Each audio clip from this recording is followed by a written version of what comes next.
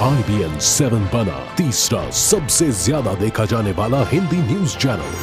IBN 7 हौसला है।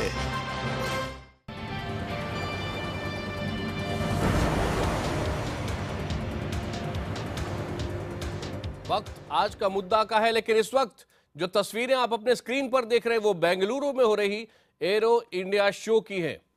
यहां आज दो विमान देखिए किस तरह से हवा में टकरा गए। ये दोनों ही छोटे विमान हैं, रेड बुल कंपनी के विमान हैं और दोनों हवा में थे, कलाबाजियां दिखा रहे थे जिस वक्त दोनों के पंख आपस में रगड़ गए, टकरा गए। ये देखिए,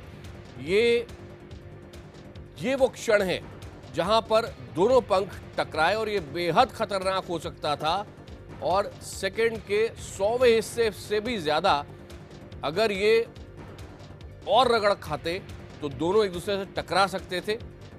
लेकिन अच्छी खबर आपको बता दें कि इस हादसे में कोई नुकसान नहीं हुआ है। दोनों विमानों को सुरक्षित भी उतारा जा सका है और विमानों के टकराने के बाद एक विमान से, जैसा कि आप देख रहे थे, काफी धुआं निकलता हुआ देखा गया। दोनों पायलट भी सुरक्षित हैं। एक बार लोग दम साधे बैठे रहे कि क्या ये दोनों विमान अब क्रैश हो जाएंगे, लेकिन किसी तरह पायलट्स ने विमानों को सुरक्षित नीचे उतार लिया। विमानों के डैने इस टक्कर की वजह से टूट गए हैं, जो इस बात का सबूत है कि यह कितना खतरनाक हो सकता था। लेकिन दोनों विमान जमीन पर उतार लिए गए और दोनों पायलट सुरक्षित हैं।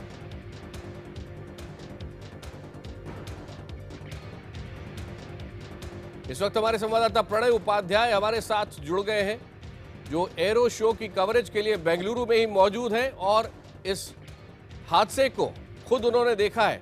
प्रणय, बताएं क्या हुआ।